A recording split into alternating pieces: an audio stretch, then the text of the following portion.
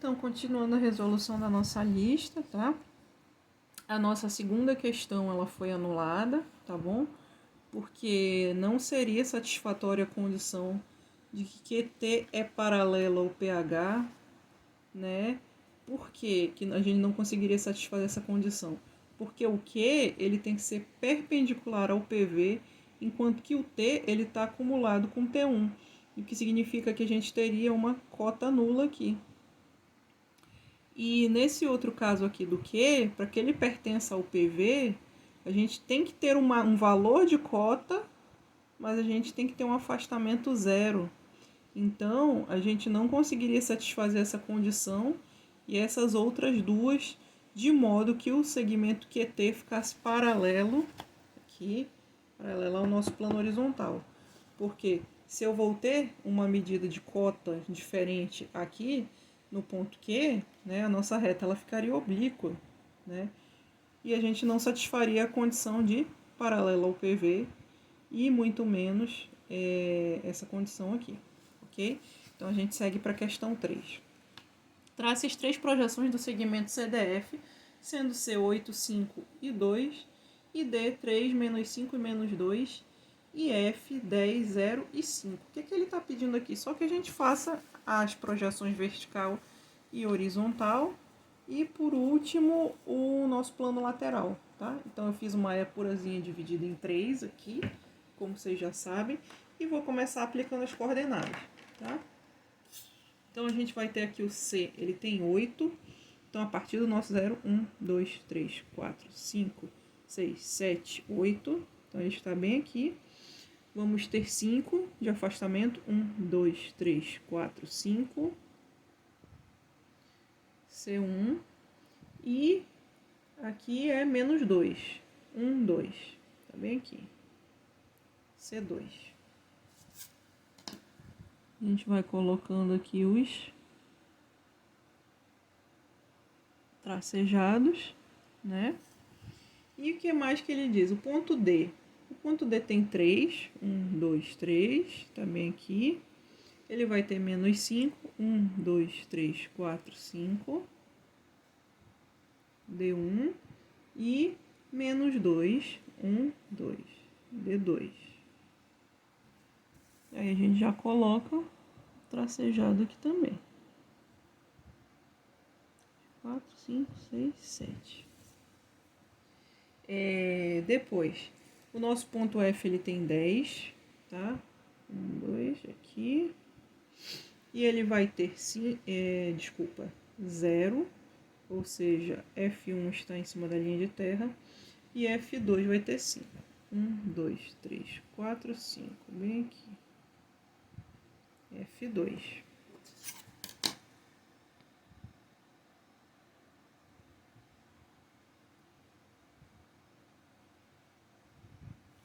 Aqui. Então, o que a gente tem aqui? É o segmento CDF, ou seja, são três retas diferentes, né, que a gente vai ter aqui. Vamos ter C1 com D1, que está lá em cima, tá? Aqui. E F1.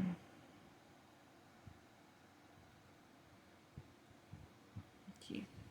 Aí a gente vai ter F2 com C2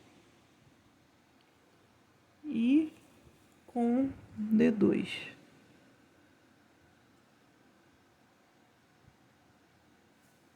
Prontinho. O que ele está pedindo para a gente fazer aqui? Projetar lá para o nosso plano lateral.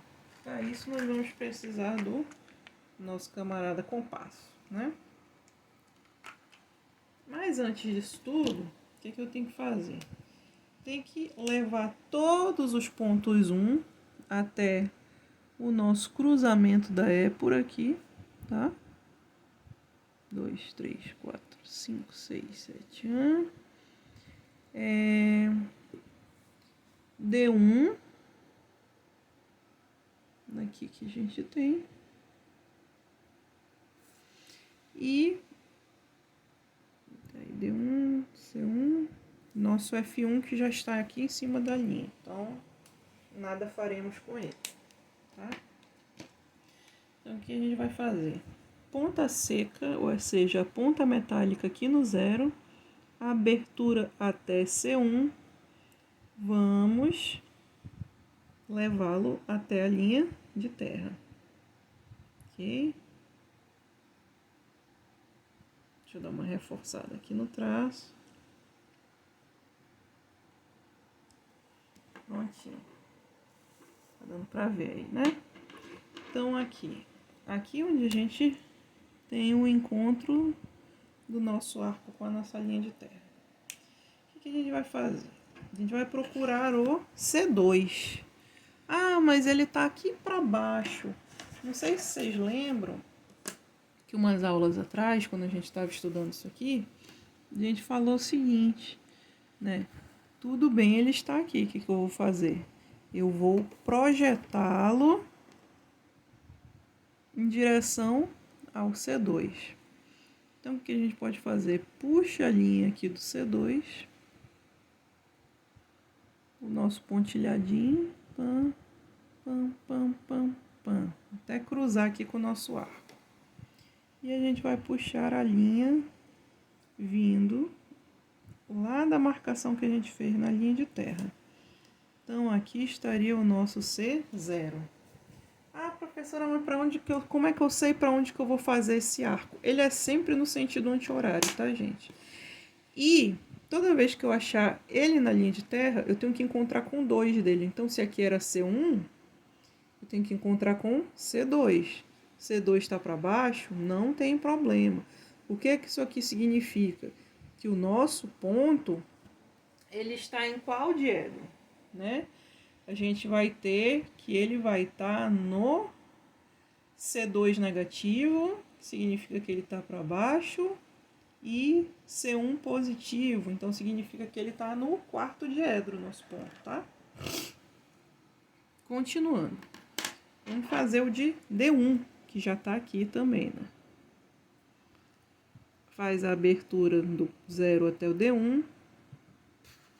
Agora, a gente vai girar no anti-horário ainda. É sempre anti-horário, tá, gente? Aqui eu vou marcando o meu traçado até chegar na linha de terra. Tá aqui o nosso ponto. Cadê o nosso D2? O D2 está para cá. Então, o que eu vou fazer? Né? Vou pegar aqui esse nosso tracejado e vou encontrar com a linha de D2. Está bem aqui. Então, aqui é o nosso D0. O que significa? Eu tenho um D1 que está negativo e um D2 que está negativo. Se eu tenho D1 para trás do plano vertical e D2 para baixo do plano horizontal, isso significa dizer que nós estamos no terceiro diedro. Até aí tudo bem, né? E o F, como é que fica? Né? O nosso F,